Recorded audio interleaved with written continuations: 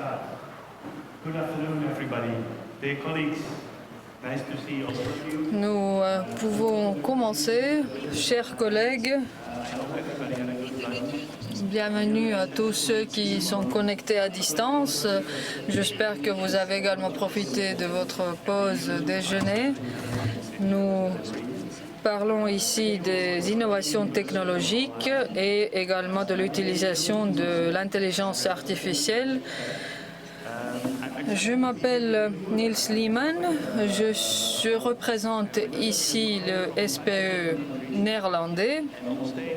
Je suis ravi de vous voir ici. Nous avons des collègues de 5 pays. Tout d'abord, Madame Hava Samadova de l'Azerbaïdjan. Nous avons Madame Karina Leinuste de l'Estonie.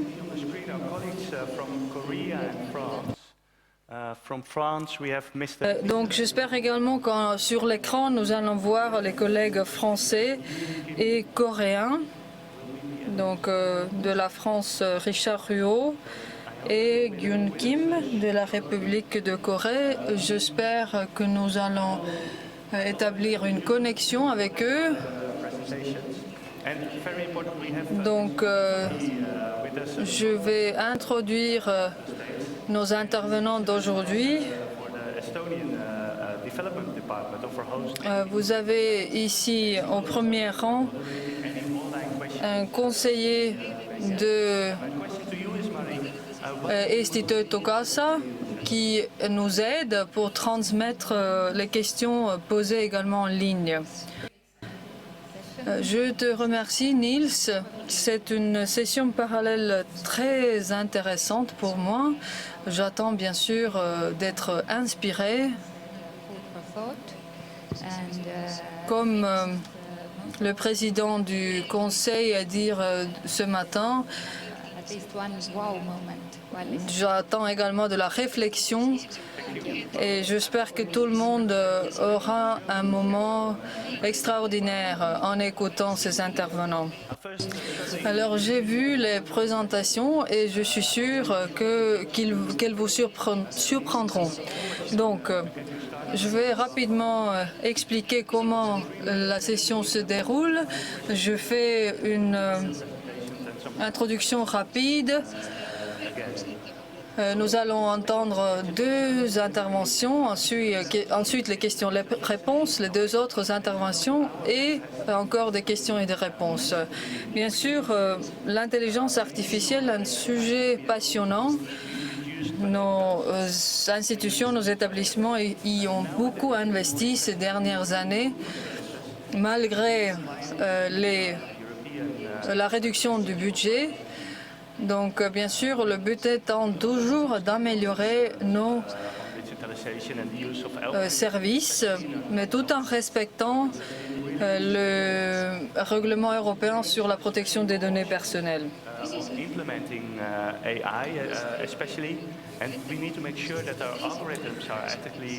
Bien sûr, nous devons rester très vigilants quand nous utilisons l'intelligence artificielle. Il faut être sûr que nous utilisons le bon algorithme.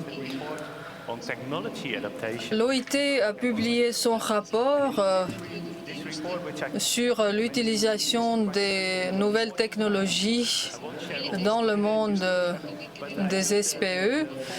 Dans ce rapport se trouvent 14 conclusions. Je ne vais pas tout lire, mais j'aimerais ici mentionner 4.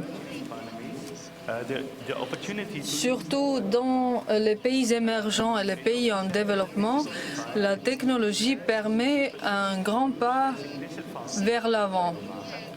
La brèche numérique est surpassable et le développement technologique diminue également les écarts entre différents groupes. Il faut garantir que ces services numériques sont disponibles et accessibles pour nos clients. Et il ne faut pas oublier également le côté humain. Donc, c'est une transition technologique qui doit être centrée sur l'humain, sur l'être humain et non pas uniquement sur la technologie. Il faut toujours promouvoir le dialogue social pour ne pas exclure des personnes de ce processus. Je vous invite vivement à lire ce rapport. Mais maintenant, s'il vous plaît, allez sur la plateforme Slido. Vous pouvez vous servir de votre smartphone pour ainsi faire. Donc slido.com. Le code est affiché sur l'écran. Ce qui m'intéresse, c'est de savoir quel est le facteur principal dans votre organisation qui vous a poussé à miser plus sur les technologies nouvelles. Donc peut-être c'était les coupes budgétaires ou peut-être le fait que les chercheurs d'emploi le demandent ou encore peut-être de donner plus de moyens. Donc quel est le principal moteur de numérisation de votre SPE cette année?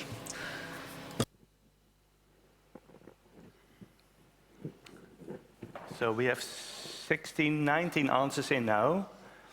And I see that Nous avons déjà reçu 19 réponses. Donc, il nous semble que, en premier lieu, c'est l'amélioration de la satisfaction des clients. Ensuite, c'est parce que les demandeurs d'emploi le veulent et la fourniture de meilleurs outils aux conseillers.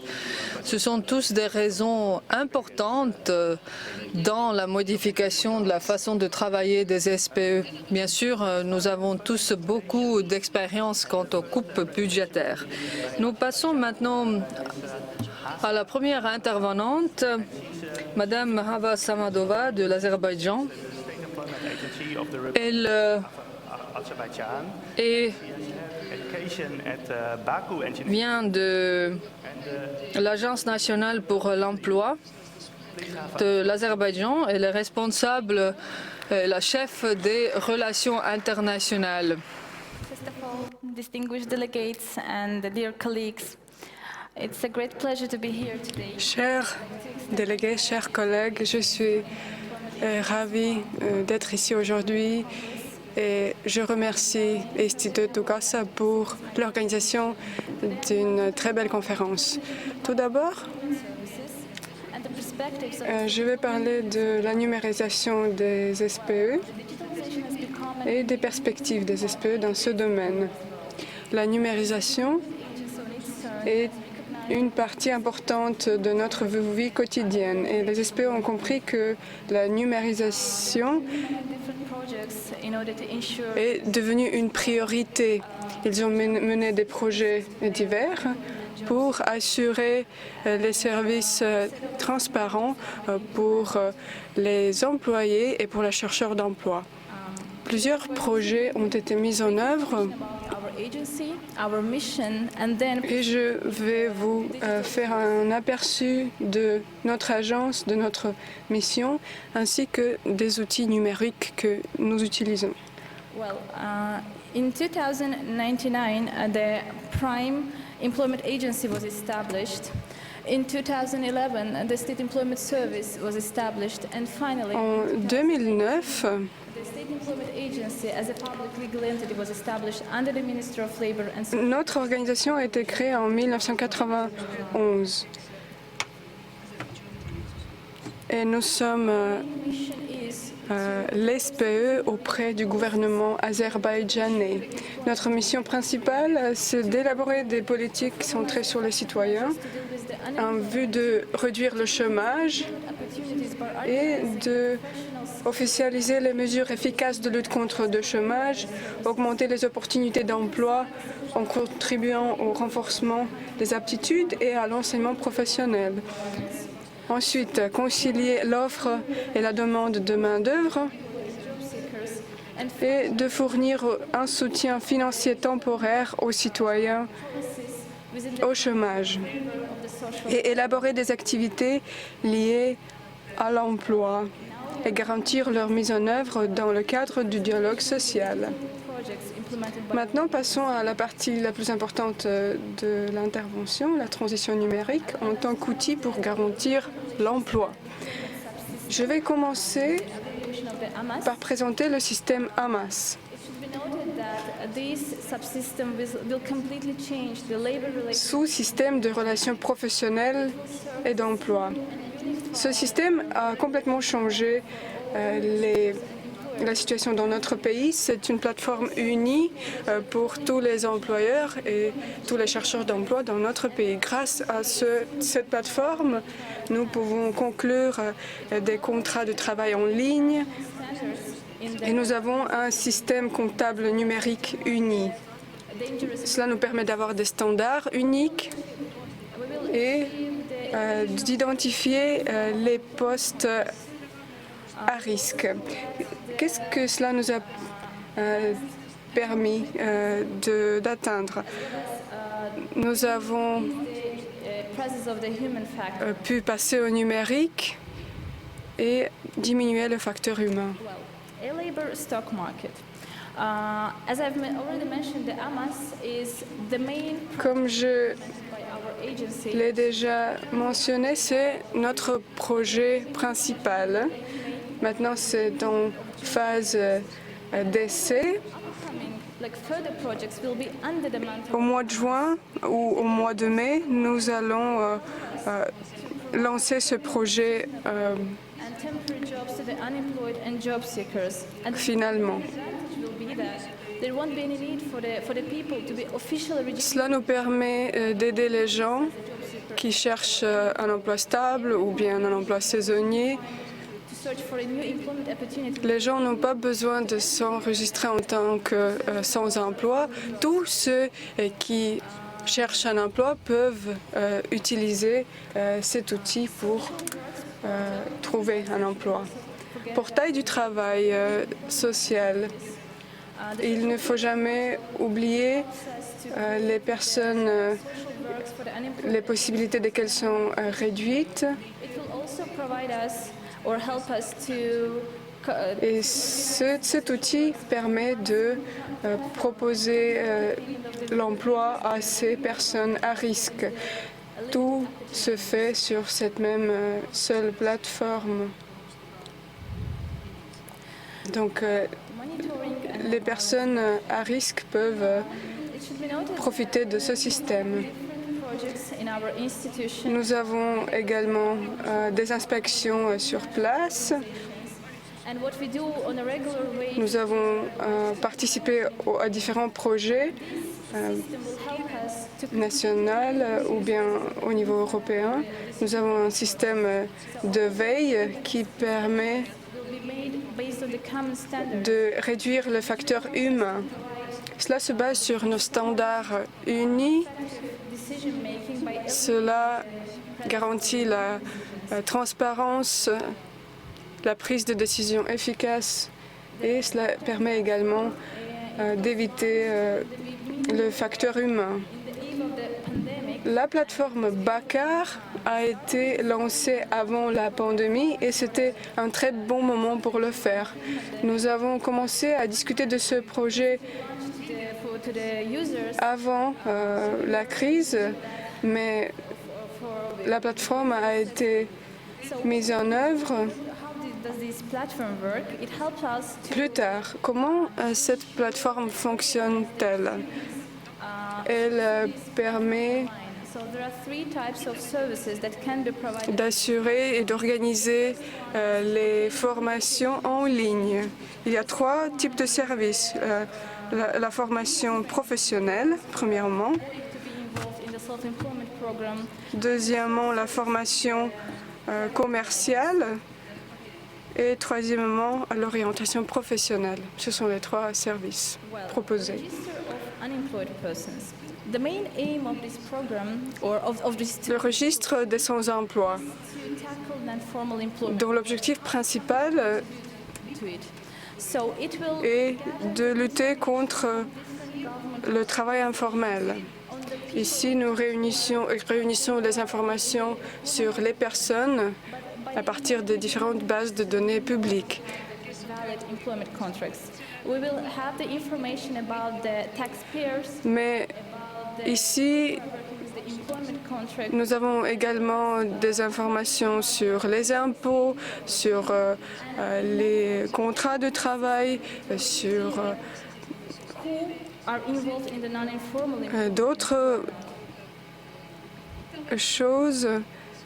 Et ici, nous pouvons voir qui est employé officiellement et qui fait un travail informel. The social and economic spheres to further Donc la carte de l'emploi, la chose suivante qui information about the economic situation aide à réaliser nos programmes du marché du travail. the programs of the act of Nous avons des informations des régions qui nous permet de guider notre programme de manière efficace et de créer des programmes personnalisés de l'emploi. in 2021. Et le projet Créer votre CV qui a été lancé en 2021 To the unemployed and job et c'était une réussite pour nous.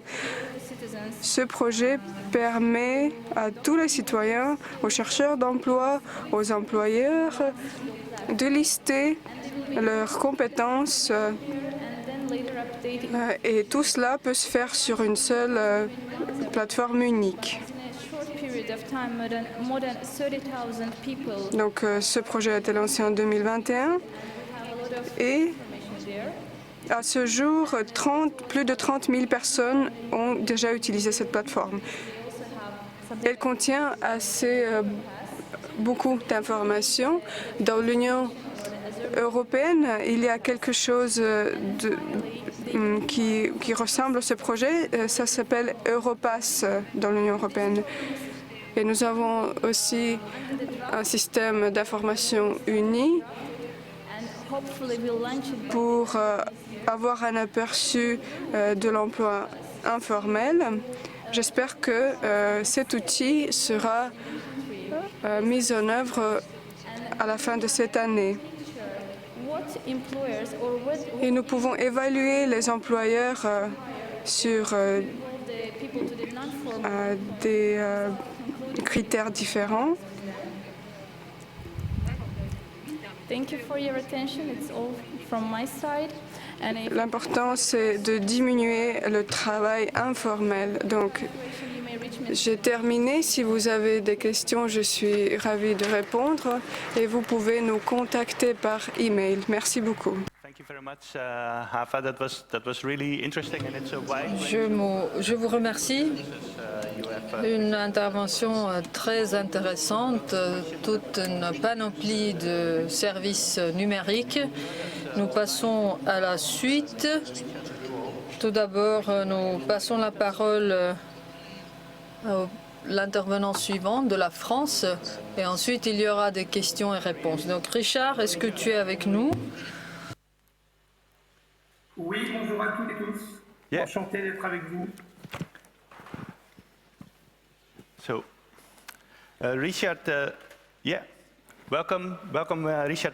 Richard began his career by leading Bienvenue, information Richard. in the retail sector, and in Il s'agit de la personne qui est responsable des différents projets chargés de données à large échelle, également du commerce au détail. and Richard, we are very curious Il a fait with that. une proposition d'un programme numérique, donc on est impatient d'entendre ton intervention. Merci. Bonjour, je suis Richard Ruot, directeur du programme Intelligence Emploi, lancé à Pôle emploi en 2018 au sein du service public de l'emploi français. En quelques chiffres, Pôle emploi, ce sont 6 missions au service des citoyens et de nos tutelles. L'accueil de tous les actifs et l'inscription des demandeurs d'emploi. Le versement des allocations destinées aux demandeurs d'emploi. L'accompagnement des demandeurs d'emploi dans leur recherche d'emploi. Le contrôle de la recherche d'emploi. L'aide aux entreprises pour leur recrutement. Le partage de nos connaissances du marché du travail. Quelques chiffres clés 2020 représentatifs de nos missions. 57 000 professionnels au service de l'emploi, 897 agences et points relais, 8 millions de demandes d'allocations traitées, 13 millions d'offres d'emploi diffusées sur pôle emploi.fr, 38 milliards d'allocations versées pour le compte de l'assurance chômage, 493 millions de visites sur notre site pôle emploi.fr. Quel défi a été le nôtre à Pôle emploi? Déployer en 3 ans l'intelligence artificielle à l'échelle dans nos offres de services pour nos usagers et nos conseillers. Je partage avec vous successivement le pourquoi de cette ambition et les obstacles que nous avons rencontrés, les choix que nous avons faits pour les surmonter et là où nous en sommes aujourd'hui. Quelle était notre ambition? Recourir à l'intelligence artificielle pour accélérer l'accès et le retour à l'emploi durable. Dès 2014, l'IA a en effet été identifiée au sein de Pôle emploi comme un puissant levier d'efficience pour nos usagers et nos conseillers. Afin de dépasser le stade des initiatives sporadiques, études, expérimentations, POC, pilotes et prototypes, nous avons décidé en 2018 de lancer un programme ambitieux autour d'une transformation globale et une approche systémique de tous les composants de l'IA. Cette ambition de mise en œuvre de l'IA de façon industrielle rencontre alors le premier appel à projet du Fonds pour la transformation de l'action publique, FTAP, lancé par le gouvernement français. C'est ainsi que naît le projet Intelligence Emploi. Pôle emploi disposait ainsi de 3 années pour mener un programme de transformation permettant de développer des cas d'usage enrichis par l'intelligence artificielle autour de 3 axes métiers. Faire évoluer le travail du conseiller en lui portant assistance, notamment dans sa gestion des mails entrants. Aider le demandeur d'emploi dans son parcours de retour à l'emploi en utilisant des technologies d'IA. Améliorer le niveau de service apporté aux entreprises dans leur recrutement en termes de compréhension des contraintes du marché du travail. Nous avons aussi l'objectif de pérenniser notre capacité à mettre en œuvre des services métiers intégrant de l'intelligence artificielle. Cela nécessite d'implémenter un socle multidimensionnel de capacités indispensables à l'industrialisation de l'IA.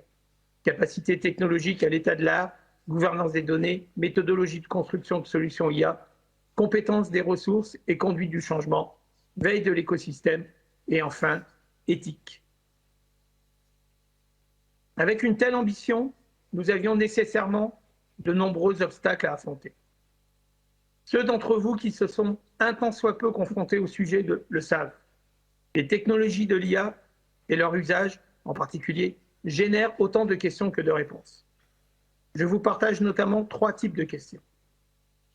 Sur le plan de la compréhension et de la méthode tout d'abord. En tant que technologie relativement nouvelle, l'IA suscite et mérite des réflexions spécifiques. Pour illustration, son besoin immense en données, le cas échéant personnel, ses modes de calcul parfois complexes, ou encore sa capacité à simuler certaines activités cognitives. Sur le plan juridique, la France et l'Europe ont déjà posé des limites spécifiques à la surveillance des individus, à la collecte de leurs données et à la préservation de leur libre arbitre dans la prise de décision. Celles-ci s'inscrivent dans le prolongement des droits inscrits dans la Charte des droits fondamentaux de l'Union européenne. L'IA se développe néanmoins plus rapidement que les lois relatives à ce type de technologie, rendant plus prégnant le besoin d'un cadre. D'autres pays, de lois et de cultures différentes, auront d'autres préoccupations. Sur le plan de l'embarquement des usagers, enfin, les premiers diagnostics sur le sujet de l'IA au sein de Pôle emploi ont souligné parfois une certaine défiance face à l'idée d'introduire de l'intelligence artificielle dans nos services. Nous nous sommes alors demandé comment préserver la confiance de nos publics dans le contexte de l'introduction de technologies encore relativement nouvelles. Dans quelles conditions déployer des services intégrant de l'intelligence artificielle? Quelle capacité par les conseillers à réellement s'emparer de ces technologies? Et comment les demandeurs d'emploi peuvent-ils les comprendre? Ces questions sont d'autant plus prégnantes que l'IA ne donne ses pleines potentialités de gain d'efficience ou d'apport de valeur que si elle inspire la confiance de ses usagers. En effet, un outil d'intelligence artificielle fonctionne d'autant mieux que ses utilisateurs interagissent fréquemment avec lui. Par exemple, en donnant un avis favorable ou non sur une suggestion personnalisée. Sans ces interactions régulières et donc une proximité et une confiance avec ses utilisateurs, la promesse de l'IA ne peut être tenue que très partiellement. Notre problématique était donc la suivante. Comment réussir le passage à l'échelle de l'IA sans faire de l'IA pour faire de l'IA? Face au levier formidable que peut constituer l'IA et face aussi à l'ampleur des questions qu'elle peut poser, nous avons choisi de miser sur l'éthique. Faire de l'éthique notre boussole pour nous guider dans nos travaux d'IA. Qu'est-ce que cela signifie pour nous? Ancrer notre pratique IA dans un cadre de référence éthique qui structure et sécurise nos réalisations. Nous astreindre à une réflexion éthique tout au long des travaux d'IA afin de s'interroger toujours sur leur sens, le pourquoi, la finalité métier, mais aussi le comment, les choix dans les solutions à mettre en œuvre. Pour nous, l'IA est un moyen, une opportunité, un levier et non une fin en soi. Nous préférons parler de mise à disposition de l'IA dans nos services. En effet, il n'est pas question de faire de l'IA chez Pôle emploi, mais d'enrichir nos services en recourant à des innovations technologiques uniquement si cela apporte une valeur supplémentaire. Vous l'aurez compris, l'innovation technologique n'est pas notre objectif. Elle constitue un véritable levier pour, en permanence, mieux accompagner nos publics. Autrement dit, ce qui fonde notre recours à l'IA est précisément l'ambition de maintenir l'humain au centre de nos préoccupations, de nos services et de nos projets. Pour relever ce défi de passage à l'échelle de l'IA, nous avons co-construit un cadre de référence éthique robuste pour sécuriser le recours de l'IA, posant ainsi les fondations d'une IA de service public française et européenne, citoyenne et éthique. Ce cadre de référence éthique est devenu la colonne vertébrale de tous nos travaux répondant au double impératif de s'inscrire en cohérence avec le cadre législatif existant et d'aller plus loin pour mieux protéger les usagers en suivant l'esprit des droits fondamentaux et en anticipant des lois qui n'ont pas encore vu le jour au regard de la vitesse particulière avec laquelle se développent les innovations technologiques. Mais aussi, au-delà de l'esprit des lois, réfléchir aux finalités métiers des usages de l'IA selon les différents contextes. L'éthique nous a permis de donner le sens et de définir les limites de notre recours à l'IA. Nous nous sommes ainsi inspirés des meilleures pratiques européennes et internationales sur le sujet. Par exemple, la Déclaration de Montréal pour une IA responsable, les travaux de la Commission européenne et de son groupe d'experts de haut niveau sur l'IA, notamment ses lignes directrices en matière d'éthique pour une IA digne de confiance. Nous avons également eu le plaisir d'échanger avec certains d'entre vous dans le cadre de bilatérales consécutives au benchmark que nous avions lancé sur le recours à l'IA dans les SPE européens. Merci encore à celles et ceux qui nous ont adressé leurs réponses. Nous nous sommes donc inspirés des meilleures pratiques et nous les avons adaptées à notre contexte, à notre offre de services et aux spécificités de nos publics pour construire une IA de service public, éthique et citoyenne. Qu'est-ce que cela donne en pratique? L'idée d'une charte s'est assez vite imposée, dans le but de guider nos actions. Pôle emploi a souhaité la co-construire avec ses usagers afin de s'assurer qu'elle réponde à leurs besoins et à leurs préoccupations. Plusieurs ateliers ont été menés avec des demandeurs d'emploi et des conseillers Pôle emploi pour recenser un premier corpus de principes, comprendre leurs préoccupations et collecter leurs propositions. Ces éléments ont ensuite été enrichis par le comité éthique externe, que j'évoquerai dans un instant, et validé par le conseil d'administration de Pôle emploi. La charte de Pôle emploi pour une IA éthique recense 7 grands enjeux remis en lumière par l'intelligence artificielle. 1. Finalité et légitimité des algorithmes. 2. L'humain au centre, l'IA au service de l'humain. 3. Équité et non-discrimination. 4. Liberté de choix. 5. Transparence. 6. Sécurité. 7. Enfin, impact environnemental. Pour chacun, un certain nombre d'engagements ont été formulés. Pris dans leur ensemble, ils garantissent un cadre de confiance respectueux des valeurs de Pôle emploi. Notre charte est désormais disponible pour l'ensemble des collaborateurs de Pôle emploi. Sa communication prochaine à l'externe et la force de ses engagements démontrent toute la conviction de Pôle emploi sur le sujet. L'éthique de l'IA est donc une discipline normative et pratique dans un milieu technologique et humain en mouvement. Nous avons donc pensé une gouvernance spécifique pour sanctuariser des espaces de réflexion sur l'intelligence artificielle. En complément d'un comité interne dédié à l'opérationnalisation de l'éthique IA au sein de tous les travaux, Pôle emploi a ainsi réuni des experts indépendants au sein d'un comité consultatif externe sur l'éthique de l'IA. Il a pour mission de se positionner sur des questionnements et les dilemmes éthiques majeurs qui pourraient être soulevés par l'IA et le numérique au sein de Pôle emploi. Il nous permet notamment de continuer à enrichir la démarche et de préserver la possibilité d'un regard critique externe sur nos pratiques. Nous avons en parallèle construit des programmes de sensibilisation à l'IA et à l'éthique de l'IA en particulier. Ils visent à donner les moyens à tous de comprendre les enjeux et risques des technologies et ainsi de participer à leur mise sous contrôle et à leur développement éclairé. Enfin, quelques mots pour répondre à la question que vous vous posez sans doute, où en sommes-nous aujourd'hui? Les premières solutions industrielles d'IA ont été mises en œuvre en confiance et avec succès auprès de nos conseillers et de nos publics. Par exemple, nous avons mis en service une solution IA, Contact via mail, ayant pour but d'appuyer les conseillers dans la gestion d'un volume de mails de plus en plus conséquent, qui permet d'alléger la charge du conseiller et de fluidifier la relation avec le demandeur d'emploi. À ce jour, nous pouvons affirmer que notre démarche éthique a guidé et renforcé ces premiers succès. Nous continuons bien évidemment nos réflexions éthiques avec les équipes. L'éthique nous sert de boussole. Notre enjeu désormais est bien de continuer à amener l'ensemble des équipes à se poser les bonnes questions au bon moment, car des problématiques spécifiques se posent à chaque étape de la construction d'une solution d'intelligence artificielle. Inspiré de différentes sources et travaux européens de la Commission, de certains pays, de la CNIL, en France, nous avons élaboré un outil d'évaluation éthique actuellement en cours de test au sein de nos équipes. L'outil a vocation à guider les chefs de projet et leurs équipes en direction générale ou en région, dans l'élaboration de solutions basées sur des algorithmes relevant de l'intelligence artificielle.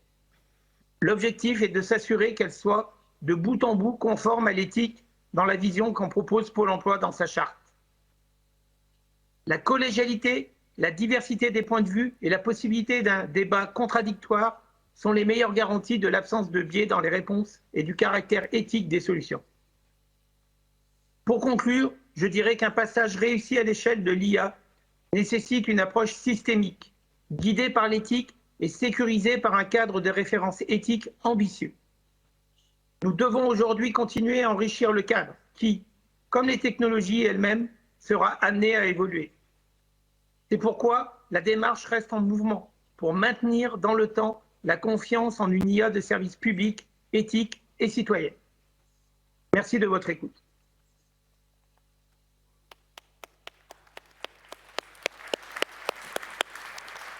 Thank you very much, Richard. Some of you might have noticed that Je te remercie, Richard. Donc, certains ont pu remarquer qu'il s'agissait d'une intervention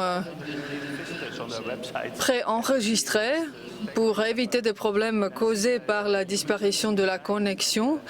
Donc, ce qui est impressionnant, c'est que 5 millions de personnes se rendent tous les ans dans vos bureaux et qu'il y a également ce code d'éthique finalement. Donc, j'ai introduit maintenant Madame Karina Leinuste de l'Estonie.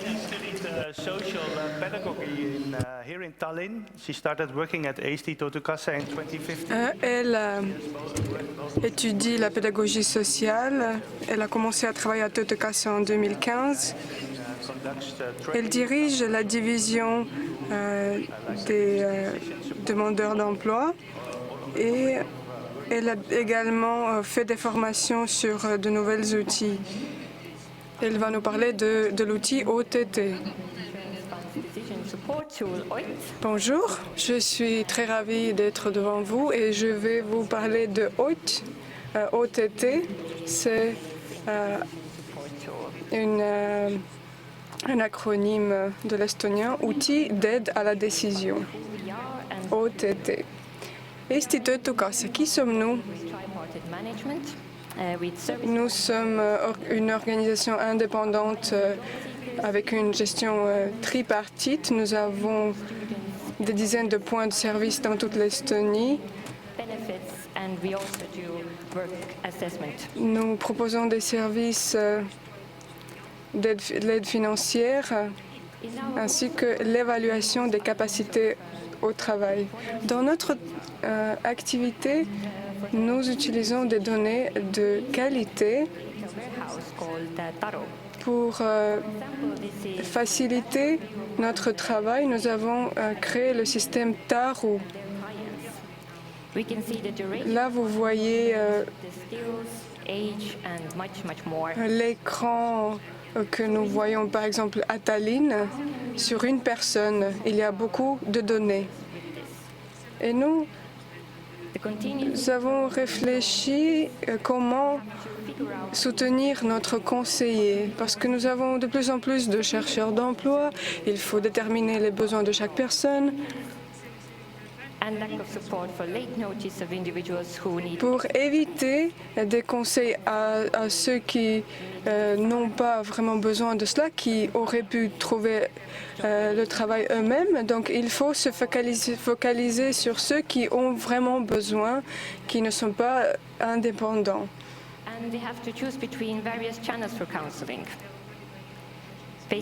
Ils doivent choisir entre de différents types de conseils, par exemple en face à face ou bien par téléphone. Certains sont des demandeurs d'emploi indépendants qui cherchent un emploi eux-mêmes, ou bien nous avons la possibilité de proposer des conseils vidéo.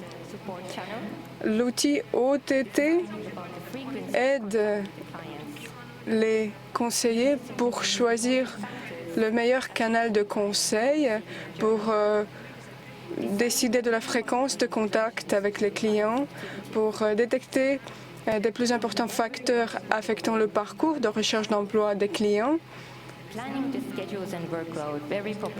Et ils obtiennent un aperçu de leur portefeuille et du niveau de risque de leurs clients. L'OTT, c'est juste un moyen d'aide. Nous ne faisons pas de décision tout simplement sur les résultats de OIT. Comment est né ce projet? Nous avons fait de la recherche dans ce domaine en 2018. Nous avons fait des recherches à partir de l'expérience des pays différents et à l'aide de l'université de Tartu, nous avons pu créer cet outil. Et nous avons fait des essais en 2020 et en 2021, nous avons organisé des séminaires sur l'expérience utilisateur. Nous avons reçu beaucoup de feedback sur cet outil. Nous avons fait des essais supplémentaires et en 2022, nous avons lancé cet outil. Nous avons commencé à former nos employeurs à l'utiliser. Comment OIT fonctionne-t-il? Donc, nous utilisons des données sur les sans-emploi sur 5 années.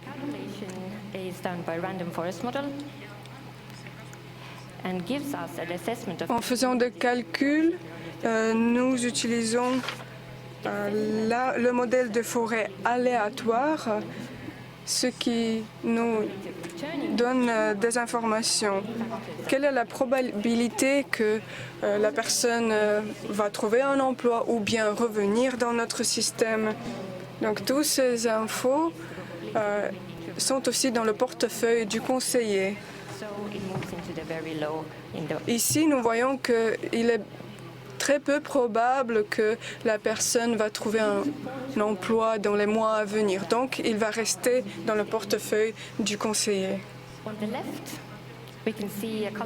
Et nous l'utilisons aussi pour créer le profil du chercheur d'emploi À gauche, vous voyez le vert, ce qui est la probabilité que la personne va trouver un emploi. Si c'est élevé, il va, selon toute vraisemblance, trouver un emploi. Donc, à droite, c'est le risque qu'il perd son travail. Le risque peu élevé. Donc, il y a 10 facteurs qui ont un impact sur la transition des personnes entre des postes différents. Dans le système Taru, c'est un entrepôt de données qui donne un aperçu du client. Nous pouvons analyser les besoins du client. Est-ce que nous avons besoin de plus de contact avec lui ou bien il faut changer le canal de conseil? Quels facteurs ont l'impact sur la situation de ce client?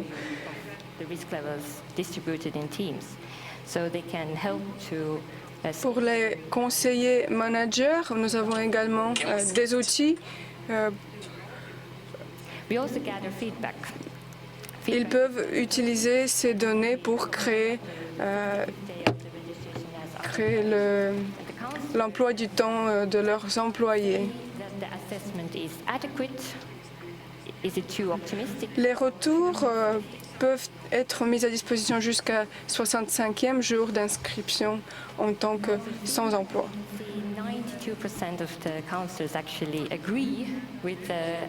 Nous voyons le feedback des conseillers et nous voyons que 95% d'entre eux sont d'accord avec l'évaluation de cet outil. Et ils ajoutent leurs commentaires pour expliquer leur opinion.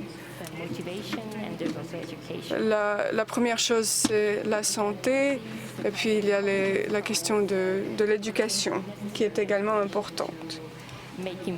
Mais ces commentaires sont indispensables pour trouver des nouveaux facteurs d'évaluation. En octobre 2021, Hoyt a fêté son premier anniversaire et nous avons analysé comment cette évaluation fonctionne et comment elle correspond à la réalité. Donc, en gris, vous voyez l'accès à l'emploi pronostiqué et en orange, vous voyez l'accès à l'emploi dans la réalité. Et nous voyons que la précision de cet outil est de 95,4%. Et nous espérons d'augmenter ce pourcentage. 6 mois après le déploiement d'Hoyt, nous avons commencé à organiser des séminaires pour les conseillers pour comprendre comment ils utilisent Hoyt au quotidien. Leur connaissance n'était pas vraiment suffisante à l'époque. La mise en œuvre d'Hoyt a commencé en même temps que le déploiement du nouveau système d'information. Et certains conseillers hésitaient au sujet d'Hoyt, mais grâce aux formations, nous avons essayé de surmonter ce défi. Certains tableaux de bord de Taru sont difficiles à utiliser. Nous essayons de les améliorer. Merci beaucoup. Thank you very much, Karina. It's a fascinating tool. Merci, Karina. C'est vraiment un outil très intéressant. Chers collègues, vous avez la possibilité de poser vos questions. C'était 3 interventions très intéressantes. Donc, est-ce qu'il y a des questions?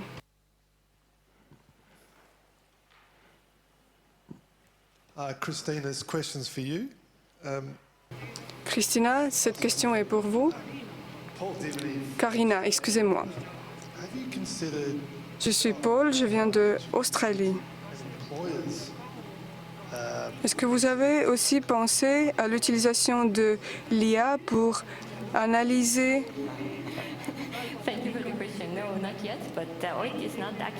si les employeurs veulent embaucher des travailleurs de longue durée?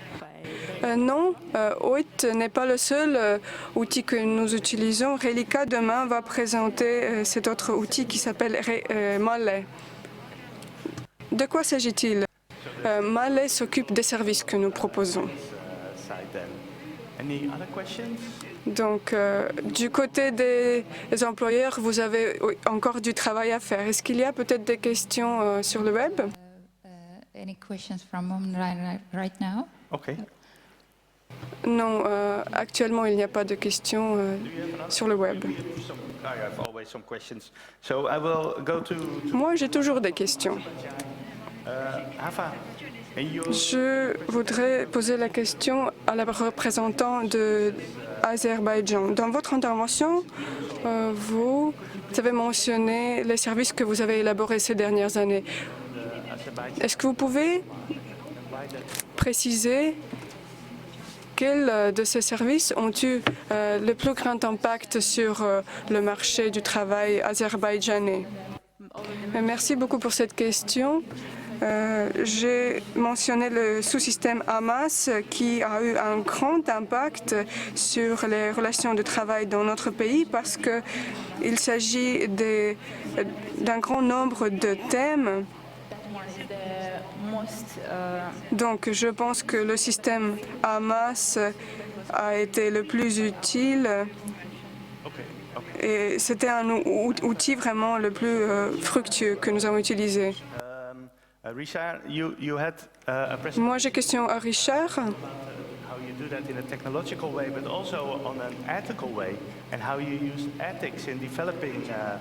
Richard, tu as beaucoup parlé du côté technologique, mais en ce qui concerne les questions éthiques de l'IA, tout ça est important, mais cela pose des limites. Et maintenant, ma question, est-ce qu'il y a quelque chose que vous pourriez faire avec l'IA, mais vous ne pouvez pas intégrer ce quelque chose à cause des questions éthiques? Merci pour cette question piège. Non, pour le simple fait que, comme je l'ai présenté, nous ne faisons pas de l'IA pour faire de l'IA. On part bien de la finalité métier et de nos missions de service public pour en tirer les besoins de service. Donc, le cadre éthique nous permet de sécuriser nos finalités métiers, nos cas d'usage, et donc de développer des choses qui sont en parfait alignement et adéquation avec les missions de Pôle emploi. Bien entendu, c'est plus dans les solutions de type technologique que nous pourrions avoir des questionnements, comme par exemple, doit-on utiliser la reconnaissance faciale ou pas dans le cadre des missions de Pôle emploi? Mais si on est au clair sur la finalité métier et que le cas d'usage nécessite une reconnaissance faciale qui permette d'améliorer la mission de Pôle emploi, a priori, nous ne nous interdirions pas d'avoir recours à la reconnaissance faciale. Et c'est d'ailleurs des échanges que nous avons déjà initialisés avec le comité éthique externe pour justement essayer d'anticiper ce type de solution qui permettrait d'améliorer nos services.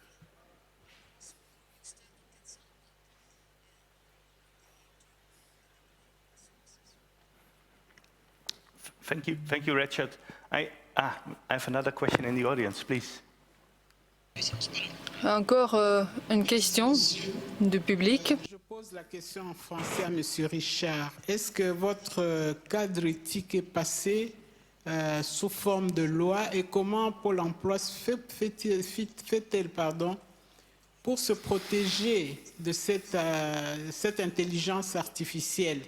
Parce qu'avec la domination de réseaux sociaux par des tierces personnes, vous avez beaucoup de, comment on dit, des scams, voyez, des mauvaises annonces, des fausses annonces de ceci, cela au nom de Pôle emploi et parfois au nom des services publics de l'emploi. Comment faites-vous pour vous protéger?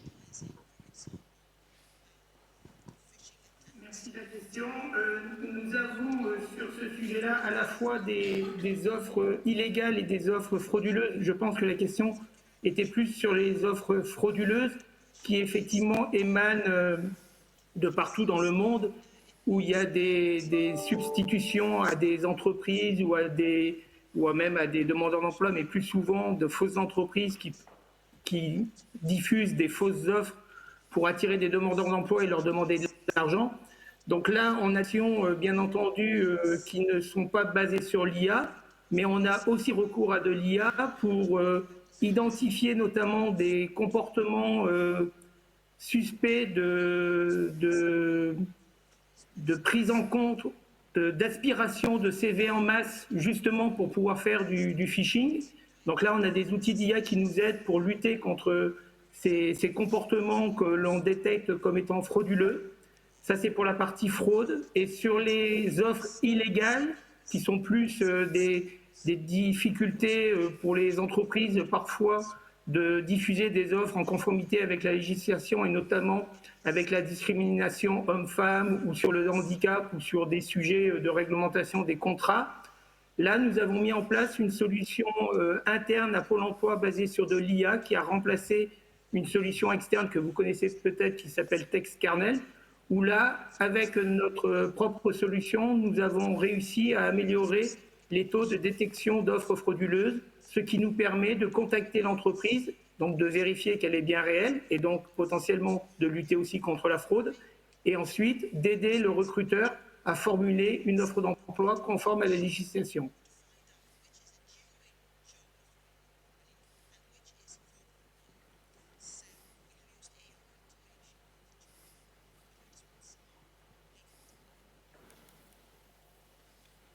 Thank you for that answer and a very important. Oui, je vous remercie de votre réponse. Je vous remercie également de cette question. Encore des sujets importants. Marie. This is addressed to Karina, it's about OT. Alors, une question adressée à Karina. Il s'agit de cet outil estonien, OTT. Est-ce qu'il y a eu des conflits avec le GDPR, par exemple?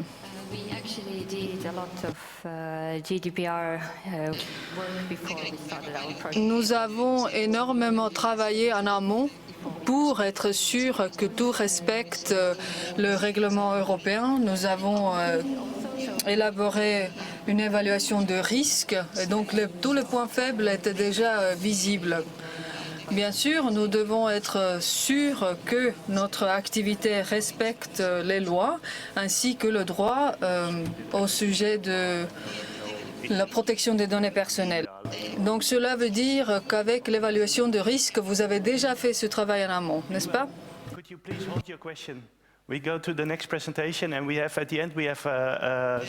Si tu veux bien, garde ta question en tête. On écoute le prochain intervenant et puis ensuite on fera les questions-réponses parce que sinon on dépasse le temps qui nous est prévu. Maintenant, nous passons à la Corée du Sud. Gyun Kim, est-ce que nous sommes connectés? We can't hear him yet.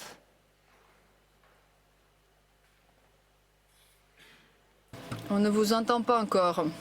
If the volume could for please allowing be. me to present the case of WorkNet at the Waves World. On n'entend rien ici dans la salle. I would like to explain the work known as an artificial intelligence. Alors aujourd'hui, j'aimerais expliquer de quelle façon nous nous sommes servis de l'intelligence artificielle et comment nous l'avons intégrée dans nos services. Let me explain first. Le mot travail ou emploi est beaucoup utilisé. Mais dans ce contexte, le travail ou l'emploi englobe également notre travail, c'est-à-dire nos efforts de faire en sorte que les chercheurs d'emploi et les employeurs se retrouvent. Donc, qu'est-ce que le WorkNet? Il s'agit d'une base de données des emplois le plus connus, le plus utilisé également. Il s'agit d'une base de données nationale. Nous essayons d'y insérer le plus de données possible et non pas uniquement sur les emplois disponibles dans le secteur public, mais aussi dans le secteur privé. En parallèle, il y a d'autres portails pour trouver de l'emploi, mais le WorkNet reste le plus grand point de rencontre entre les offres et les chercheurs d'emploi. Donc si quelqu'un est en difficulté pour trouver de l'emploi, il se tourne quand même vers le WorkNet. Alors, quelle est notre particularité? Nous offrons un très bon service pour ceux qui se trouvent dans une position moins favorable, peut-être dans une situation un petit peu plus complexe. Nous avons de nombreuses entreprises dans nos bases de données qui sont des petites entreprises ou bien des entreprises beaucoup plus grandes. Donc, je passe maintenant les statistiques. Nous n'avons pas de temps d'élaborer non plus le sujet du big data. Mais ce qui est important, c'est de savoir que notre organisation s'occupe des questions de l'emploi. Les données qui sont insérées dans nos bases de données sont d'une quantité énorme. Nous avons énormément de données qui arrivent de différents systèmes informatiques. Nous les mettons ensemble, nous les analysons et grâce à ce travail, nous pouvons diriger les différentes activités sur le marché de l'emploi. Alors maintenant, consacrons notre temps à parler de la façon dont nous permettons les chercheurs et les chercheurs d'emploi et les employeurs de se rencontrer. Alors, nous utilisons différentes méthodes. Il y en a celles qui se basent sur des bases de données, des recommandations générées automatiquement pour les chercheurs d'emploi et les employeurs également. Donc, possibilité de choisir quelles sont les meilleures personnes pour un tel ou tel poste. Donc, bonne possibilité d'utiliser l'intelligence artificielle. Je passe maintenant à différentes méthodes qu'on utilise pour faire en sorte que les chercheurs d'emploi trouvent l'emploi qui leur convient. Mais finalement, je n'ai peut-être pas assez de temps pour en parler maintenant, peut-être à la fin de ma présentation. Nous avons conçu un service de recommandation. C'est un service qui s'appelle The Work. Et le WorkNet est la plateforme où on peut s'en servir. C'est une sorte de logiciel de gestion de clients et il y a des indicateurs par domaine. Si on prend une entreprise, par exemple, on peut voir quelles sont les primes que cette entreprise offre, quelle est sa politique de ressources humaines. On peut également trouver de l'évaluation de la part des clients. Il y a la possibilité de recommander tel ou tel service ou produit à d'autres utilisateurs. Le programme aussi fait des recommandations à l'utilisateur. qui viennent des préférences de notre personne qui a les mêmes caractéristiques. Donc, cela veut dire que l'utilisateur ne doit pas passer du temps à insérer énormément de critères pour lancer la recherche, mais c'est plutôt le programme qui suggère les résultats. Alors pour terminer, nous parlons de l'adéquation fondée sur l'intelligence artificielle. Donc comment trouver la bonne personne pour le bon emploi. En Corée, notre politique d'emploi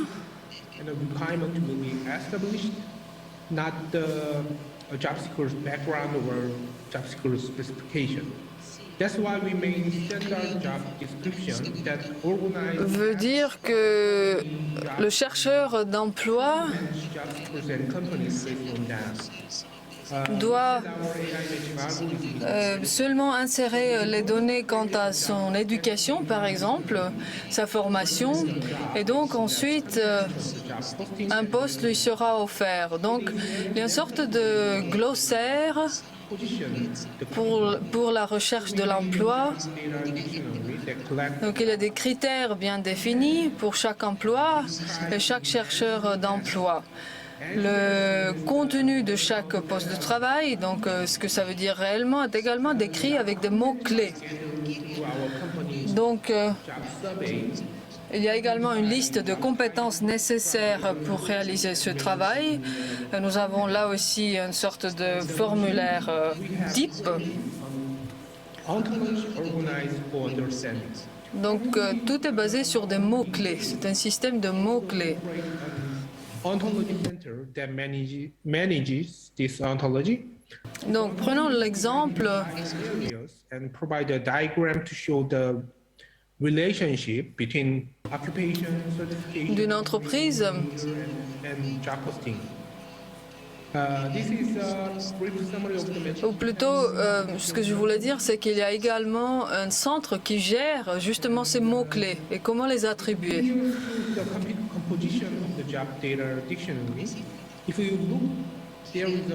Donc ici, vous voyez de façon très graphique la structure de ce glossaire de mots-clés. Donc vous voyez, ici on peut trouver l'adéquation entre la bonne attitude, la culture de l'entreprise, etc. avec le demandeur d'emploi. L'intelligence artificielle utilise toutes ces données disponibles et donc permet de mettre en connexion un demandeur d'emploi avec un emploi. Donc c'est une structure basée sur l'intelligence artificielle. Et ce système nous permet de continuellement nourrir ce système de mots-clés. Donc, nous sommes allés encore plus loin. Nous ne nous limitons pas uniquement à faire en sorte que les demandeurs d'emploi et les employeurs se retrouvent. Nous avons créé ce qu'on appelle le job care. Donc, prenons un étudiant, par exemple, ou bien quelqu'un qui veut changer entièrement sa carrière. Donc, tout d'abord, il doit faire une petite auto-réflexion de savoir quelles sont les compétences nécessaires pour sa nouvelle profession. Donc, ce qu'on a, on l'appelle le diagnostic de carrière. Bien sûr, la technologie se développe très rapidement. Les caractéristiques de chaque emploi sont en changement permanent. Donc, il est très difficile pour un conseiller de savoir quelles sont les compétences nécessaires à l'avenir. Donc, c'est là que l'intelligence artificielle peut nous aider. Donc, l'intelligence artificielle peut conseiller des compétences probables dont aura besoin la personne à l'avenir. Donc, c'est un système de conseil qui combine à la fois l'intelligence artificielle et le travail de conseiller. On l'a appelé Job Care parce que c'est une façon de prendre soin de nous comme nous prenons soin de notre santé en essayant toujours à prévenir ce que viendra à l'avenir. Donc voilà, j'en ai terminé. Il était difficile de parler de tout ce que nous avons fait pendant ces dernières années, mais si vous avez des questions, je reste disponible pour y répondre. Merci. Thank you very much. Mr. Guillaume Kim had Merci beaucoup, Monsieur Guillaume Kim. Je pense qu'il a vraiment beaucoup d'informations intéressantes. Il aurait pu faire une intervention d'1 heure, mais il faut respecter notre agenda. Maintenant, passons à notre intervenant suivant. Madame Caroline Scherling.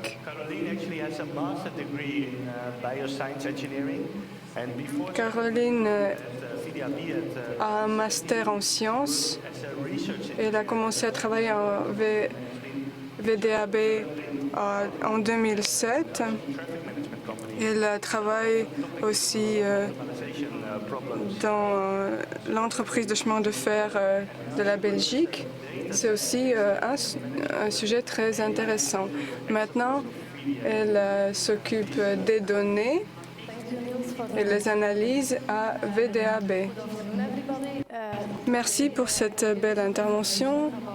Bonjour à tous. Aujourd'hui, je vais vous parler de l'utilisation des données et de l'intelligence artificielle à VDAB en Belgique pour améliorer les compétences des personnes. Tout d'abord, je vais vous présenter VDAB et notre mission. Ensuite, je vous parlerai des défis de notre organisation. Ensuite, je vais présenter les solutions techniques et finalement les données pratiques concernant l'utilisation de ces outils. Tout d'abord, quelques mots sur VDAB. Ce sont les services publics de l'emploi flamand. Nous souhaitons proposer des perspectives de carrière à tous les citoyens. Les citoyens flamands sont nos clients et en tout, nous avons à peu près des dizaines de milliers de travailleurs. Nous avons donc beaucoup de clients, à peu près 4 millions de clients. Je vais vous présenter une application. L'objectif de cet outil est d'aider les clients dans leur carrière. Mais tout d'abord, je vais parler des défis.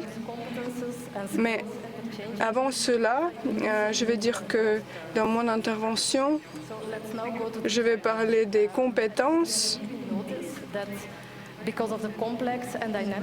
Quels sont nos défis donc? Le marché du travail est très complexe et dynamique. Et les informations sur les compétences et leurs relations avec l'emploi ne sont pas claires. En outre, les employeurs rencontrent des difficultés à trouver un employé parfait. Donc, nous ne savons pas quelles sont nos possibilités, nos opportunités.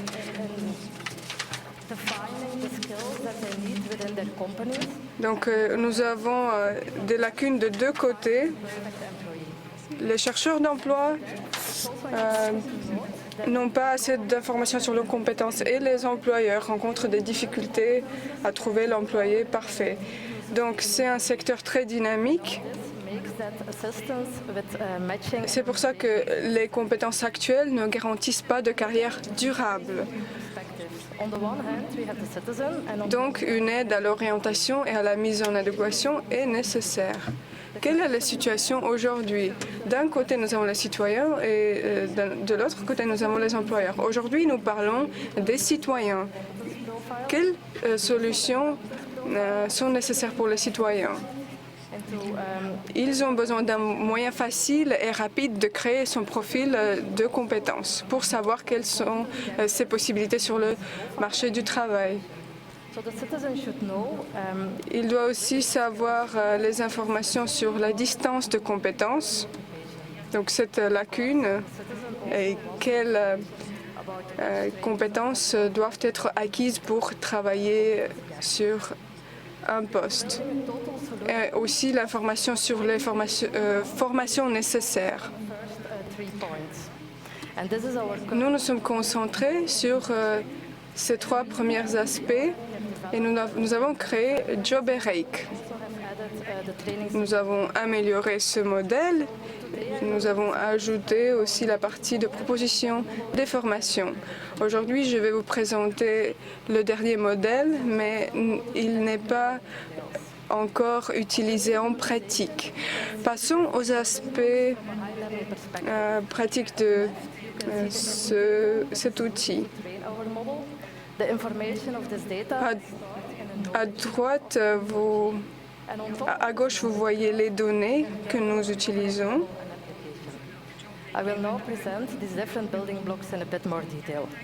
Et c'est le système de JobErake. Maintenant, je vais parler des parties différentes de cet outil. L'objectif est la mise en adéquation des profils de capacité avec les professions et formations. Donc, nous aidons les personnes à combler cette lacune en compétences grâce aux formations. Nous voyons quelles sont les compétences de la personne et quelles sont les formations nécessaires. Nous créons le profil de la personne. Ensuite, il faut voir à quel métier cela correspond. Et ensuite, il faut identifier les formations nécessaires. Cela peut être fait à la main. Vous pouvez entrer tous vos diplômes et vos compétences, ou bien vous pouvez télécharger votre CV et données seront pris de ce CV. Nous avons un outil d'aide.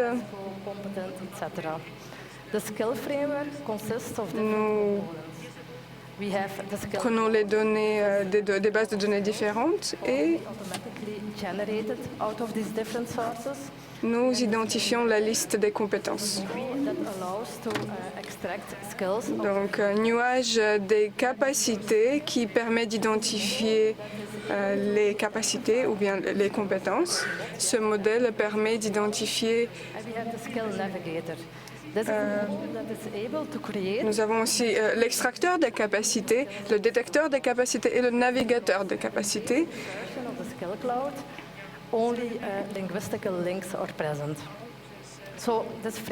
C'est un modèle que nous avons créé au début. Nous utilisons ces nuages extracteurs, détecteurs et navigateurs très largement. En outre, il faut déterminer pour chaque poste le profil des compétences et de calculer où la personne se trouve par rapport à ce profil.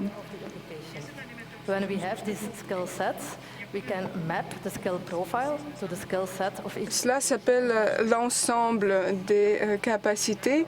Donc, nous créons la carte des compétences. Là, vous voyez les étapes différentes. Tout d'abord, nous avons les informations sur les postes vacants de ces 4 dernières années. Nous utilisons les données les plus nouvelles. Donc ces données sont renouvelées régulièrement. Ensuite, il faut trouver le poste ou bien le métier. Et pour chaque métier, nous réunissons toutes les données sur les postes vacants dans ce domaine et quelles compétences sont nécessaires. Nous utilisons ici notre outil.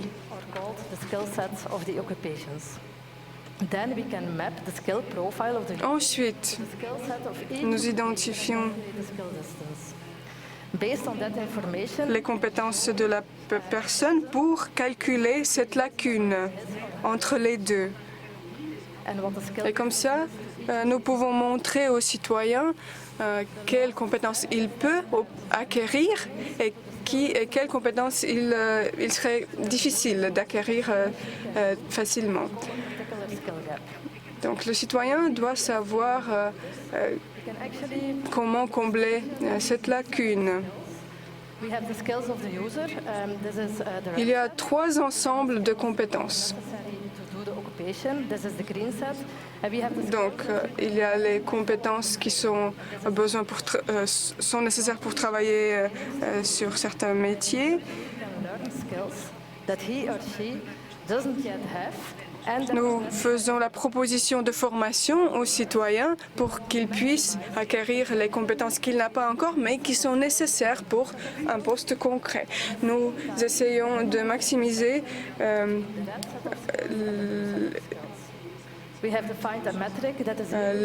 la zone commune entre le cercle vert et bleu et minimiser le terrain commun entre le cercle rouge et le cercle bleu. Donc, c'était la solution technique. Maintenant, passons à l'application. Comme je l'ai déjà mentionné, le dernier modèle n'est pas encore opérationnel. Là, j'ai indiqué les données sur le modèle que nous utilisons actuellement. Si vous allez essayer vous-même, vous allez très bien comprendre comment ça marche. Bien sûr, c'est en néerlandais, donc ce sera un peu compliqué pour beaucoup d'entre vous. Et il n'y a pas de partie formation ici, dans ce modèle. Nous l'utilisons depuis 2008.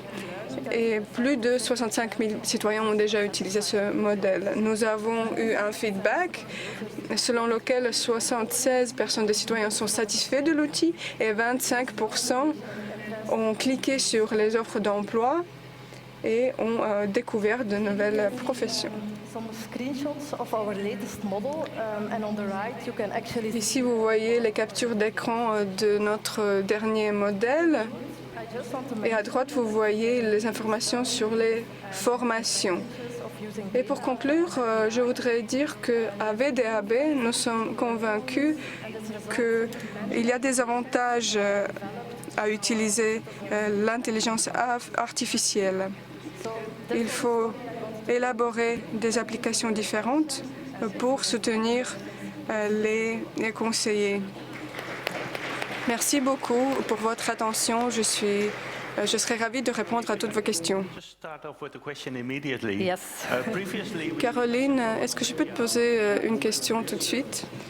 Nous avons eu une question d'Australie sur l'utilisation de l'IA pour les services accès pour les employeurs. En ce qui concerne les employeurs, qu'est-ce que vous faites? Nous nous concentrons surtout sur les citoyens et pas sur les employeurs. Je vous ai présenté l'outil JobRec. Cela est axé justement sur les citoyens. Ils sont au centre de notre travail, justement les chercheurs d'emploi. Mais nous travaillons sur un outil pour les employeurs également qui puisse leur permettre de trouver un employé parfait. Quelles sont les lacunes en compétences, quelles sont les formations nécessaires pour trouver And my question is, un bon portefeuille de compétences. still had a question, so maybe you can. Monsieur Guillaume Kim, vous êtes aussi connecté. Nous avons une question pour vous. Et les autres, si vous avez questions, posez-les, s'il vous plaît. Thank you. My question is to all of you, basically, whoever feels inspired. Merci. And it is Ma question est adressée à tout le monde qui est inspiré par ce qu'ils ont entendu. institution has set Il s'agit des décisions stratégiques liées à l'IA. Est-ce qu'il y a un organe qui décide sur les questions liées à l'IA? center of excellence, I think, in the Un comité d'éthique a été mentionné. rather that you have an expert Le centre de l'IA à VDAB. Est-ce que vous avez un groupe d'experts qui s'occupe de l'IA et qui conseille également le management? Ou bien to take a decision around AI. Thank you. vous avez déjà les employés qui sont informés pour faire des décisions dans ce domaine? Our decisions taken on the use Commençons par notre collègue coréen. Comment sont faites les décisions sur l'IA et sur l'application de l'IA dans votre organisation? Nous avons un groupe spécial pour l'élaboration de l'IA, et pas seulement pour le développement, mais pour s'occuper aussi des questions stratégiques. Nous avons également notre gouvernement, leur politique.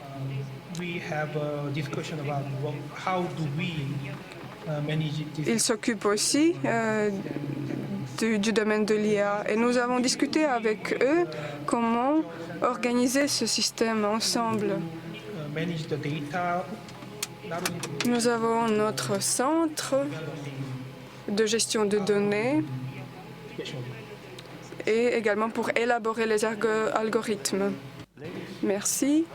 making decisions. Les dames sur scène, comment vous faites les décisions sur le développement de l'IA et qu'est-ce que vous prenez en compte en prenant des décisions? Moi, je peux répondre. Nous avons des rencontres hebdomadaires avec nos partenaires. Nous discutons avec eux des impacts de l'IA. Nous avons des débats et nous avons un travail très profond.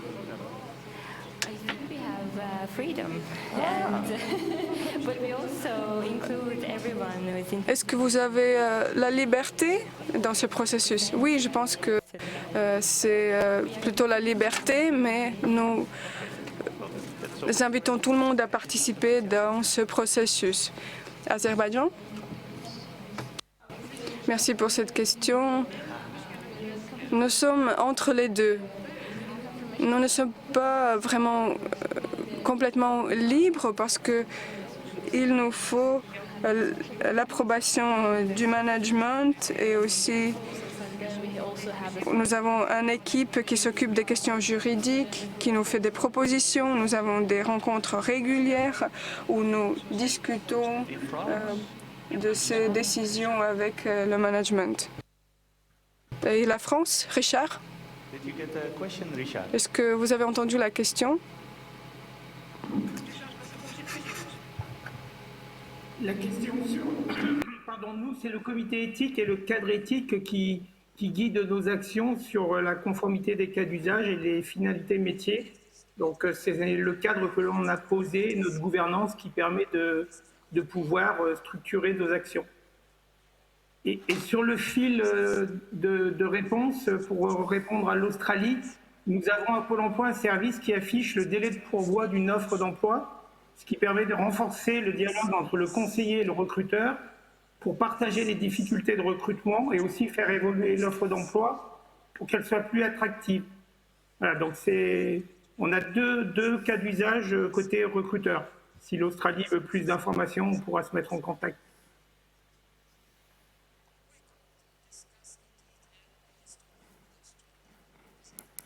Okay, thank you, Richard. And to finish us, Caroline from Belgium. Oui, merci Richard. Caroline de la Belgique. Alors, au début, si vous voulez commencer à utiliser l'intelligence artificielle, il faut le soutien de la hiérarchie car il faut mener des expériences. Il faut avoir une équipe qui a des personnes capables d'innover, d'utiliser des technologies nouvelles.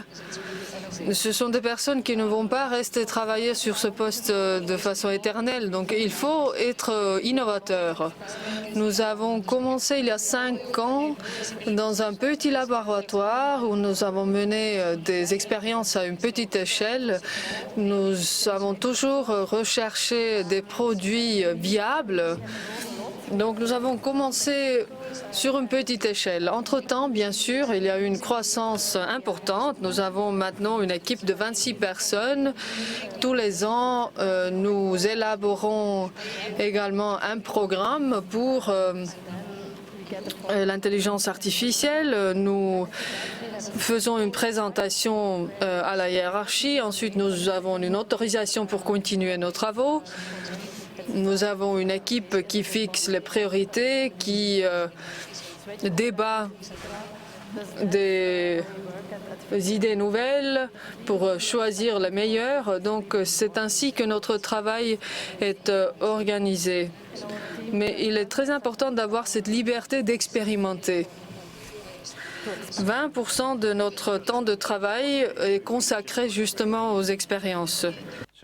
Donc, un jour par semaine, c'est le jour d'expérience, n'est-ce pas? Donc c'est de tester, expérimenter. Oui, bien sûr, mais même avant de pouvoir mettre quelque chose en œuvre dans la pratique, il faut tout d'abord faire une évaluation pour comprendre est-ce que tout cela respecte les normes de protection de données. Nous avons des conseillers à ce fin qui nous donnent la confirmation, oui, allez-y, vous pouvez continuer. Mais néanmoins, la phase d'expérimentation devrait rester aussi libre que possible. Oui, je vous remercie. Il me semble qu'il y a encore une question de la salle. Michael de l'Allemagne. Je vous remercie. Un débat très très intéressant. J'ai une question. Pour commencer, j'ai une question et s'il y a encore du temps, j'en ai d'autres.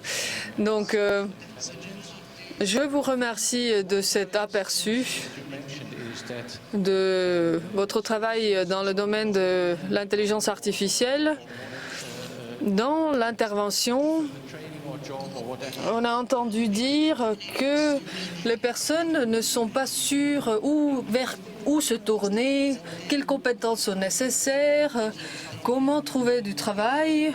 Donc, est-ce que vous avez effectivement constaté que les demandeurs d'emploi, de façon générale, ne savent pas, mais finalement, le conseiller sait mieux? Donc, c'est une question directe qui découle d'une des interventions. Donc, si le demandeur d'emploi veut prendre un certain chemin, donc il a décidé, oui, ça c'est la profession que j'aime exercer, il en parle au conseiller, mais est-ce que l'intelligence artificielle commence à trouver du travail ou des options viables pour ce demandeur d'emploi? Ou comment vous êtes en contact avec ce demandeur d'emploi? Donc s'il s'agit d'une personne qui sait très clairement ce qu'il veut. Oui, j'aime bien ton enthousiasme et panoplie des questions, mais on a d'autres questions également à distance. Alors, pour répondre à ta première question, donc dans le VDAB, le demandeur d'emploi a peut-être une idée de ce qu'il pourrait faire en restant dans son secteur. Or, il n'a aucune idée de ce qu'il pourrait faire dans d'autres secteurs. Donc notre rôle serait par exemple de dire, bon, maintenant vous travaillez dans l'éthique, mais vous seriez très recherché dans le domaine de la santé, par exemple. Vous avez exactement les capacités qu'il faut pour travailler dans le secteur de la santé. C'était juste en guise d'exemple. Donc, s'il s'agit d'une personne qui n'a aucune idée, donc disons que cela fait déjà 10 ans que je travaille dans l'éthique, mais j'ai envie de faire autre chose, mais je ne sais pas trop ce que ça pourrait être. J'ai 10 ans d'expérience et je ne suis pas au courant d'autres opportunités dans d'autres domaines. Donc notre rôle est de montrer qu'il y a d'autres opportunités, d'inspirer la personne. Mais finalement, ce n'est qu'une inspiration, oui. Parce que si la personne choisit donc un chemin, il faudra voir s'il y a effectivement des emplois disponibles, est-ce que ces capacités vraiment correspondent aux compétences requises, etc. Mais c'est au moins une façon d'inspirer la personne, de lui montrer qu'il y a beaucoup d'opportunités que la personne ne peut pas forcément au courant. J'ai complètement oublié l'autre question. Vous pouvez répéter peut-être ? Je pense que votre réponse, finalement, est suffisante pour les deux questions. Très bien. Mais à distance, il y avait également une question. Oui, il y a même plus d'une question. Allons voir combien nous pouvons répondre. Donc, 3 questions. Pour Caroline, alors, est-ce que les algorithmes sont open source? Oui, c'est une très bonne question. Nous avons effectivement un projet en cours. Comment on pourrait faire en sorte que nos algorithmes soient disponibles également à d'autres SPE? Ce serait finalement un gaspillage si les autres doivent recommencer à zéro. Donc, si nous avons déjà des algorithmes, peut-être qu'il y aura une manière de les partager. Nous avons des données très intéressantes, en tout cas, qui pourraient intéresser les autres. C'est une très bonne question, finalement, également d'autres intervenants. Est-ce que vous,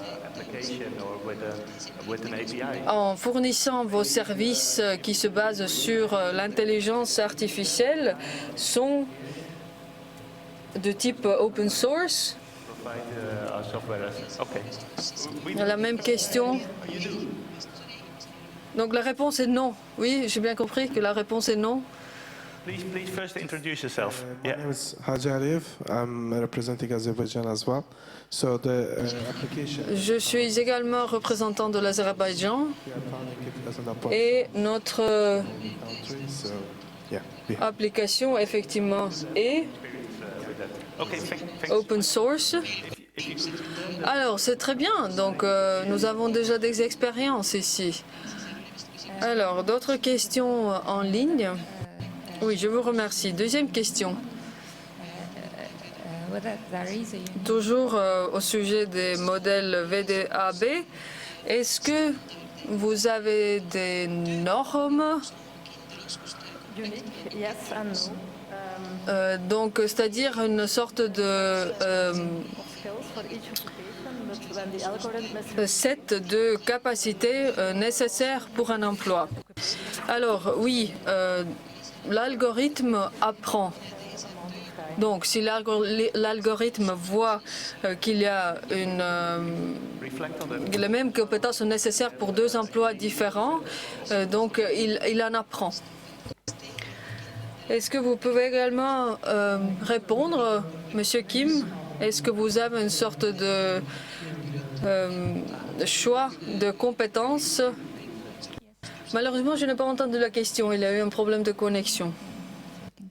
So, do you have a unique skill set for each occupation in your model? Alors, dans votre modèle, est-ce que vous avez fixé un nombre de compétences qui sont attribuées à un tel ou tel poste? Alors, quant à notre algorithme, en fait, nous en avons 3. Et donc, nous utilisons tous les 3. Nous, bien sûr, voyons quelles sont les compétences nécessaires pour un poste concret et en utilisant cette information, nous le mettons en adéquation avec un demandeur d'emploi. Donc, tout dépend de la description du poste, de quels mots-clés sont utilisés. Nous, comme j'ai dit avant, un glossaire composé de mots-clés qui est tout à fait normatif, standardisé. Et donc, les demandeurs d'emploi se servent de ces mots-clés pour trouver le poste de travail qui leur correspond. Donc, la description du poste, de l'autre côté, les compétences de demandeur d'emploi. Alors, encore une question sur le VDAB. Whether it's right that you are using agile development methods and agile procedure? Alors, est-ce que vous utilisez des procédures agiles? Oui, tout à fait. C'est la méthodologie que nous utilisons. C'est une méthodologie qui se base sur 3 étapes. Les expériences, ensuite vérification d'idées nouvelles de façon très rapide, toujours sur le principe d'agilité. Ensuite, une sorte d'étape de recherche, on crée un modèle ou un prototype et un test mené avec des utilisateurs. Ensuite, nous aurons de feedback et de là, nous commençons à mettre en œuvre tout cela. Mais oui, ce principe d'agilité est utilisé dans toutes les étapes. Alors, question aux collègues estoniennes. Nous avons compris de votre intervention que dans 95, même 98% des cas, vos prédictions sont correctes. Donc, il y a une probabilité de 98%. Donc, pour quelles raisons faut-il déconseiller? Parce que finalement, l'être humain n'est pas parfait et peut se tromper. Finalement, l'intelligence artificielle est là uniquement pour soutenir le conseiller. Donc, c'est un soutien. Notre objectif est de pouvoir offrir suffisamment de données au conseiller pour qu'il ait suffisamment de données pour travailler avec le demandeur d'emploi. Donc, nous nous trouvons dans une grande salle actuellement, ça s'appelle le Black Box. Donc, ma question, que faites-vous pour éviter que cet algorithme soit une sorte de boîte noire pour l'utilisateur? Oui, c'était un chemin très compliqué. Nous sommes en permanence en formation. Nous avons écouté le feedback des utilisateurs et nous avons compris que les utilisateurs ne comprennent pas comment on se sert finalement de cet outil. Donc nous menons des formations de par l'Estonie. Nous aimerions également entendre la réponse de la France. Richard, as-tu entendu la question?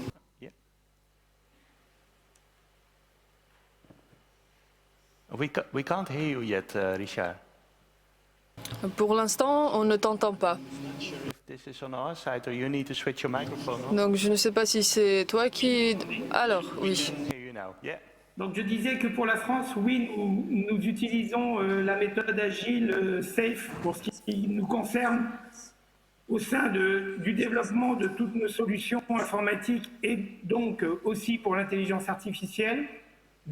Comme l'a dit la collègue du VDAB, depuis l'idéation jusqu'à la preuve de valeur jusqu'à la mise en production, où l'utilisateur, le conseiller, le demandeur d'emploi sont intégrés à la co-construction des solutions. Donc ça, c'est le premier élément de réponse. Et sur l'open source, pour compléter par rapport à la question qui a été posée, nous faisons de l'open source au sein du service public. C'est-à-dire qu'on a une démarche actuelle d'ouvrir à la fois nos solutions, nos codes et nos livrables et nos retours d'expérience au sein de la sphère publique française pour permettre justement que tout le monde puisse prendre en compte l'expérience de Pôle emploi qui était à l'initiative du FTAP, puisque nous avons eu un budget qui a accompagné notre démarche d'intelligence emploi depuis 2018.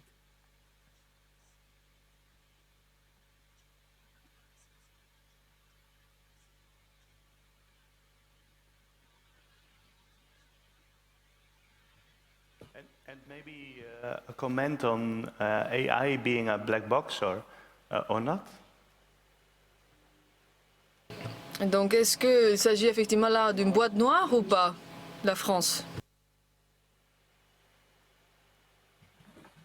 D'une boîte noire, je ne comprends pas la question, pardon.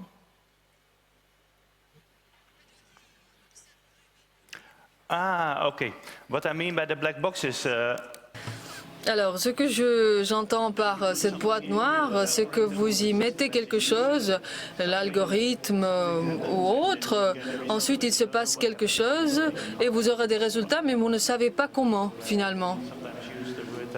Donc, parfois on utilise cette expression pour décrire une telle situation. Et donc, en fait, l'intelligence artificielle a tendance à devenir une sorte de boîte noire. Ça fonctionne, mais on ne sait pas trop comment. Alors, pour répondre au sujet de la transparence et notamment de la transparence vis-à-vis des usagers, effectivement, et de l'explicabilité, le choix qui a été fait au niveau de Pôle emploi, c'est que l'algorithme est cantonné à analyser des données, donc à traiter le big data, et après, avec des solutions de machine learning ou de deep learning, de faire l'informatique et donc de recommander des éléments de discussion ou des éléments de décision. Ensuite, au niveau informatique, on a un moteur de règles qui permet d'expliquer le choix de Pôle emploi. C'est-à-dire qu'on sépare bien l'IA d'un côté du moteur de règles qui permet aux conseillers et aux demandeurs d'emploi d'expliquer la règle de gestion métier qui a permis de lui faire une recommandation. Sachant que l'éthique, l'humain étant au centre, permet aussi de sécuriser que le conseiller comme le demandeur d'emploi ne suivent pas la recommandation poussée par l'IA.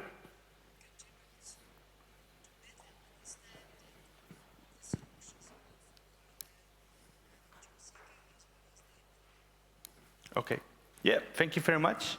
And if it's okay with you, I would like to conclude our session. Oui, merci. With a lot of information and with a big hand. Donc, j'aimerais faire une conclusion. Je remercie tous les intervenants.